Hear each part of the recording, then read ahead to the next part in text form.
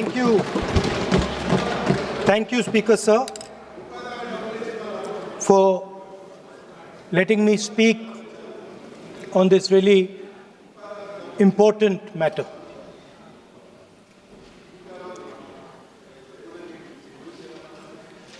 Speaker, sir, have you ever wondered why Mahatma Gandhi laid such emphasis on khadi? Why was it that he framed the entire Indian freedom struggle around the concept of khadi? And why is it that he only wore khadi? Because khadi is not just a cloth. Khadi is the expression of the people of India. It is the imagination, it is the sentiment, it is the productive force of the people of Aaj pehnaun khadi. It is the expression of the people of India. Speaker, sir, whichever state you go to, you will find different fabrics. There's the Himachali cap, Assamese gamcha, Banarsi sari, Kanchipuram sari, Naga jacket, and you will find that all these fabrics represent the people. When the people of Assam give you the gamcha, they're not just giving you a piece of cloth. They're giving you an expression. They're giving you a piece of their history, their tradition, their future, their imagination.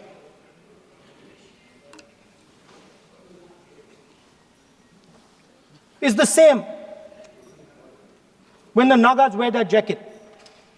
When they come and see us, they make us wear the jacket because they want us to be embraced by the fabric. But Speaker, sir, these fabrics are beautiful. But if you look slightly deeper and you look closely at the fabric, you will find that each one of them has thousands of little threads embracing each other.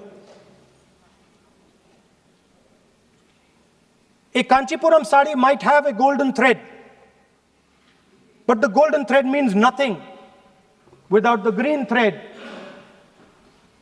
or the yellow thread near it. The other thing to notice about the sari or any other fabric is that all the threads are equal. No one thread is superior to another thread. They all come together. The threads cannot protect you. The threads cannot keep you warm. But when they come together as a fabric, they can keep you warm, they can protect you, they can express what you have in the heart. Speaker, sir, in the same way, our nation is also a fabric. It's a fabric made up of 1.4 billion people, and the fabric is woven together by the vote. Let me repeat it. It is a fabric of 1.5 billion people, and it is woven together by the vote. Everything that we see, in fact, this house where I'm standing today, the Lok Sabha, Rajya Sabha, Vidhan Sabhas across the country, Panchayats across the country, none of them would exist if the vote did not exist. We talk with great pride about HAL, BHEL, ONGC, Tejas, Chandrayaan. We have a list of things we say. Not one of those would exist without the vote.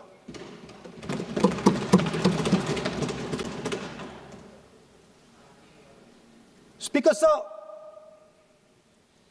it is the idea that every thread, every person in the Union of India is equal that disturbs my friends in the RSS. They are happy to see the fabric, but they cannot stand the idea that every single person in the fabric of our country, regardless of what religion they come from, regardless of what community they come from, regardless of what language they speak, should be equal. Because they fundamentally do not believe in equality. They believe in a hierarchy, and they believe that they should be on top of that hierarchy. Speaker, sir, on the 30th of January, 1948, 3 bullets pierced the chest of Mahatma Gandhi. Nathuram Godse assassinated the father of our nation. Today, our friends do not embrace him. Today, our friends have pushed him away. He's an uncomfortable truth. But that's not where the project ended. You see, as I said, everything has emerged from the vote. All the institutions have emerged from the vote. So it's obvious that the RSS has to capture all the institutions that have emerged from the vote. So the project, after Gandhiji's assassination, the next step of the project was the wholesale capture of India's institutional framework.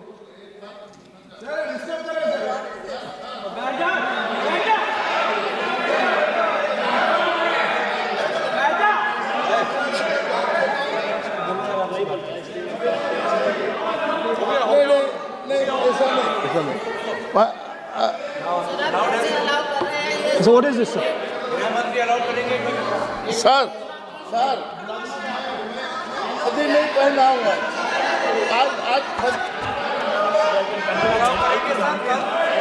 I'm doing. मैं बुलाता हूँ please बैठिए So, please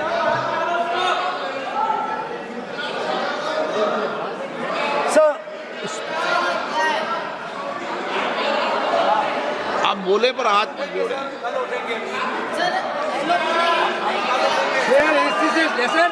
sir, these are uncomfortable truths, but they have to be spoken.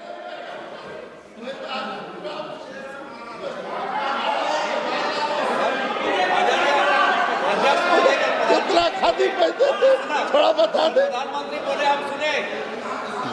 So these are uncomfortable truths, but they have to be spoken.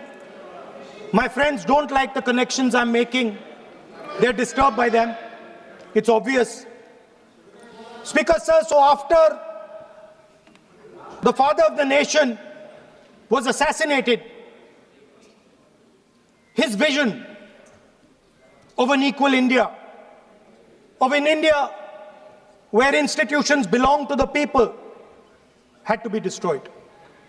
And so the process started, and the RSS attempted to capture one institution after the other. And I will give some examples so that it is crystal clear that this is the case. Everybody knows how vice chancellors are placed on top of Indian universities today. Every single person knows this. You go to any university, you speak to any youngster in India, he will tell you that it does not matter whether the professor has qualifications. It does not matter whether the professor has a scientific temperament. The only thing that matters is the professor belongs. माननीय सदस्य, एक minute, माननीय सदस्य, चुनाव सुधारों पर चर्चा हो रही है। सर, ये मैं उसी पे कर रहा हूँ। आप किसी भी संगठन का नाम जो इस हाउस में उसका नाम ले लें। एलओपी है तो इसका मतलब ये नहीं है। एलओपी का मतलब नहीं है आप जनरल बात बोलो। आप राष्ट्रपति भाषण में बोलिए जनरल बात। सर, हम लोग सुनना चाहते हैं। सर, स्पीकर सर, हम लोग सुनेंगे शांति से। हम लोग शांति से सुनना चाहते हैं और ये आप लोग सुनिए ना क्या कहना चाहते हैं। धमकी देंगे आप? हम लोग सुनने के लिए बैठा है। अभी तक नेता प्रतिपक्ष एक शब्द चुनाव सुधार पे अभी तक आया ही नहीं है। संसदीय कार्य मंत्री बोल रहे हैं। मैं स्पीकर का परमिशन से ही बोल रहा हूँ। हम सुनने के लिए बैठे हैं। अरे हम सुनने के लिए बैठे हैं। नेता प्रतिपक्ष चुनाव सुधार के लिए जो सुझाव देंगे सुनने के लिए तो हम बैठे हैं, लेकिन चुनाव सुधार को नहीं बोलते हुए कहा जो इस सदन से कोई वास्ता नहीं, जो संगठन उसका कहानी किसी और का बोलना ये कोई उचित नहीं है। समय बहुमूल्य है, समय का मर्यादा भी है। सबका सब यहाँ सुनने के लिए बैठे हैं और ये समय बहुत कीमती है, इसलिए हर एक पल अच्छा शब्दों का कोई अच्छा ज्ञान दे, सुझाव दे, सुनने के लिए हम लोग बैठे हैं। मेरा एक सीमित अनुरोध है नेता प्रतिपक्ष से, आप विषय पर ही रहिए। हम लोग सब बैठे हैं, गृह मंत्री जी भी सुनने के लिए बैठे हैं, लेकिन आप विषय पर नहीं बोलेंगे तो जो विषय तय किया गया है उसका क्या मतलब है। अगर चुनाव सुधार पर ही नहीं बोलेंगे तो फिर इतना समय सबका क्यों बर्बाद करना चाहते हैं नेता प्रतिपक्ष।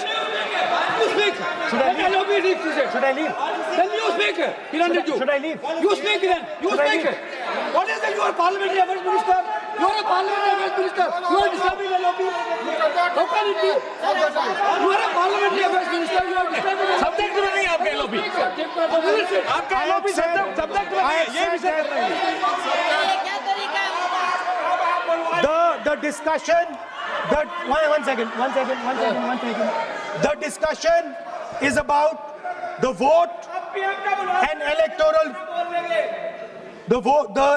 The discussion is about the vote. एक मिनट सर मुझे बोलने दीजिए।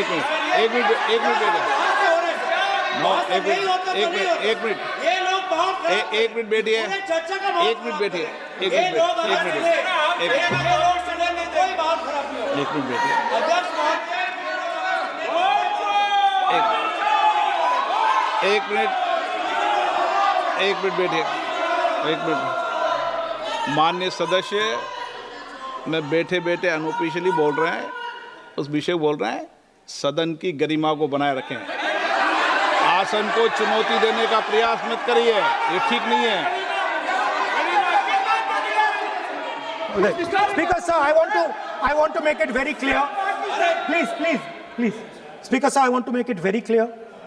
The discussion is about votes.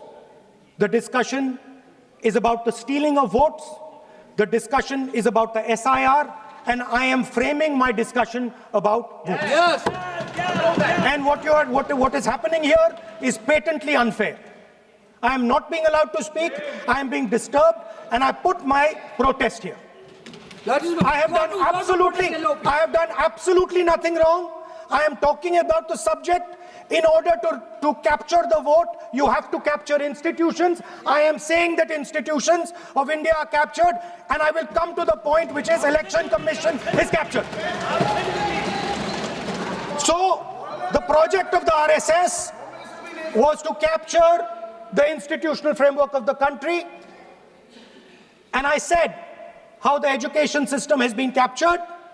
Vice Chancellor after Vice Chancellor after Vice Chancellor is placed not on merit, not on capability, not on scientific temper, but on the fact that he belongs to a particular organization. Second capture, which helps in destroying democracy, the capture of the intelligence agencies. We have the Home Minister sitting here, the capture of the CBI, of the ED, of the Income Tax Department. And the systematic placement of bureaucrats who favor their ideology and attack the opposition and anybody who chooses to oppose the RSS. That is the second institutional capture. And the third there are many more. I can go on. And the third institutional capture. What is this?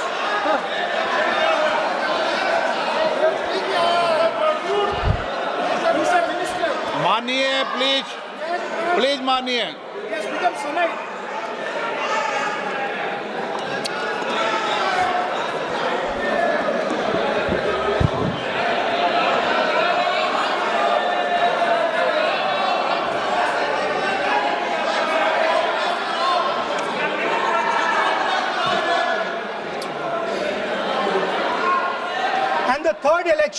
The third capture of the institution that directly controls the election system of our country, the Election Commission.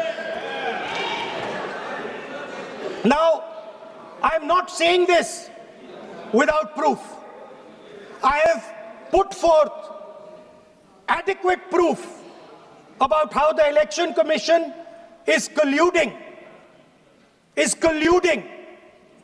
with those in power to shape the elections.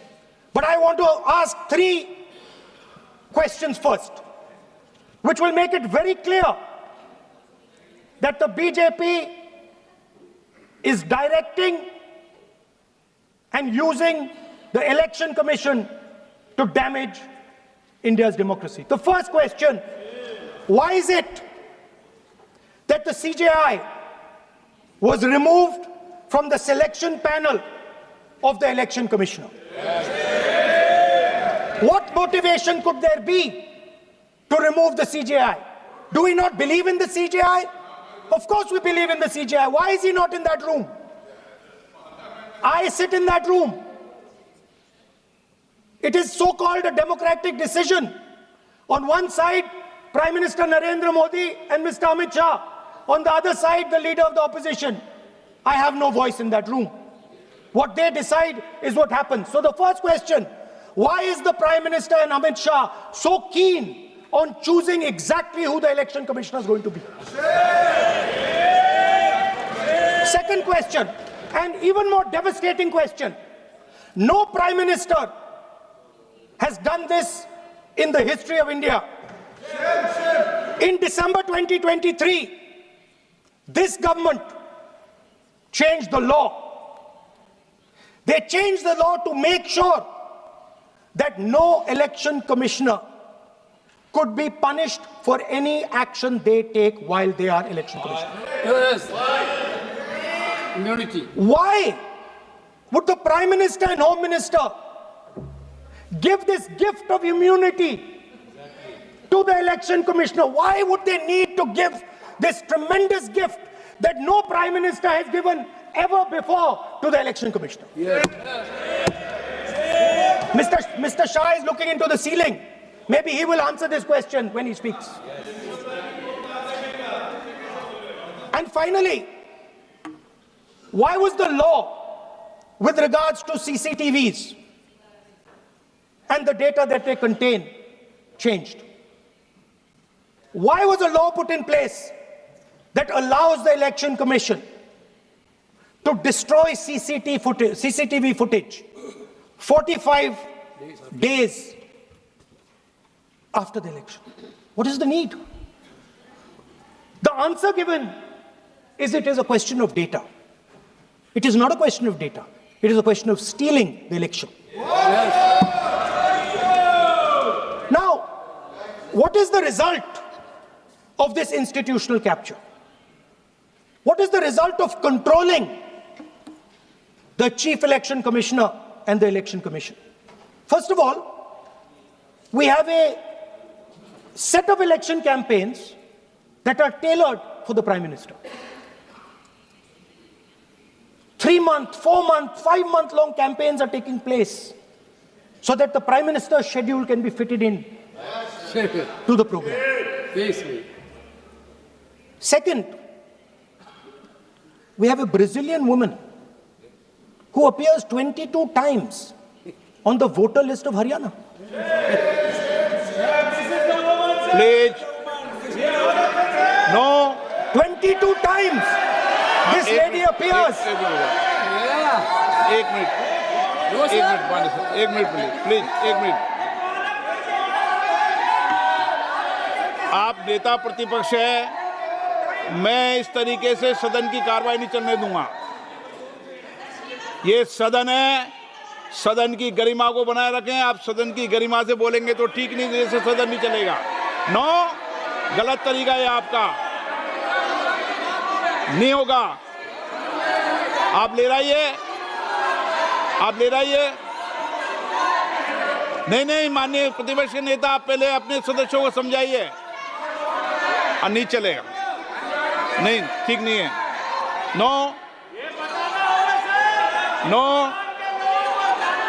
नहीं, बिल्कुल नहीं चलेगा। अगर आप sir माननीय प्रतिपक्ष के नेता, आप अपने सदस्यों को गरिमा समझाइए। सर, बट ये तरीका आप इतने सालों तक यहाँ पर हैं, ये तरीका उचित है क्या? सर, विरोध का तरीका होता है, लेकिन ये उचित तरीका नहीं है। तरीका इधर भी हो। नो, उधर का तरीका क्या है सर? नो, सबका तरीका उधर से होगा, उधर से भी बोलेंगे, इधर से बोलेंगे, सब जगह से बोलेंगे।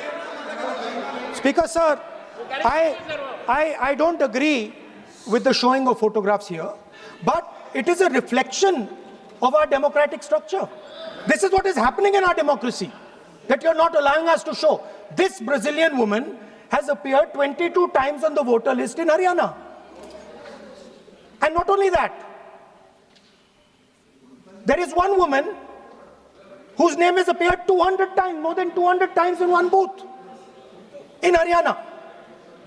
And it is very clear, and I have proven without doubt, that the election of Haryana was stolen and the theft was ensured by the Election Commission of India. I've said it again and again and again.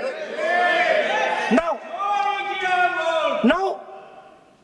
nowhere has the Election Commission answered my questions. The Election Commission has not told me why this lady's picture has appeared on the polling list. They have not told me why lakhs and lakhs of duplicate voters are existing. They have not told me why a BJP leader is coming from Uttar Pradesh to vote in Haryana. These are straightforward questions. And there is clear proof which I have put in front of the country. Right? But the Election Commission has no answer to these questions. And that is the result of the complete capture of the Election Commission by the people across the aisle. By the way, you're talking about SIR in Bihar. Let me say something about SIR in Bihar. Why is it that after the SIR in Bihar, 1.2 lakh duplicate photos are existing in Bihar, in the voting list? If you've cleaned up the voting list, why are there 1.2 lakh duplicates in Bihar? And we've not just proven this about Haryana. We have proven this in Karnataka, we have proven this in Maharashtra, and I'm absolutely certain this is how you're winning elections in Madhya Pradesh, in Uttar Pradesh, in Bihar, across the country. Now, so what I'm putting on the table is, it is very clear that you've captured the institution. I've shown the mechanism of that capture. I'm also showing you how the Election Commission is doing things that are completely out of line. I'm not getting any answers. Right? So now, let us come to how, when we are talking about electoral reform. Electoral reform is very simple. The point is, nobody wants to do it. The government doesn't want to do it. What does electoral reform require? What we've been saying. Number one, give machine-readable voter lists to all political parties 1 month before the election. That's the first step. The second step, is take back the law that allows the destruction of CCTVs, CCTV footage. Very simple, not difficult. While you're doing that, also tell us what is the architecture of the EVM. Give us access to the EVM. Let our experts go and see what is inside the EVM. Till today, we have not had access to the EVM. We are not shown the architecture of the EVM. We're not physically allowed to go and see an EVM. Give us the architecture. Give us access to the EVM. And finally, please change the law that allows the election commissioner to get away with whatever he wants to do. That's all the electoral reforms you need. And I want to assure the election commissioner that they might be under the impression that this law lets them get away with it. Let me remind them, don't worry, we are going to change the law, and we are going to change it retroactively, and we are going to come and find you. Right? So this is the situation that the country is faced with. You know, everybody says to us, India is the biggest democracy. Actually, I was thinking today, we're not just the biggest democracy, we're the greatest democracy. And I'm not saying it just like that. I'm saying it, America calls itself the oldest democracy. But the democracy that weaves together the largest number of people, the largest diversity of people, the largest number of languages, the largest number of states is this. And so our most powerful asset, the thing that stitches together the entire concept of modern India, stitches together the fabric of modern India, brings people together, allows them to build this great nation, is being attacked by these people. They're destroying it. You know they're destroying it. I know they're destroying it, and they know they're destroying it. And I'd like to conclude by saying that the biggest anti-national act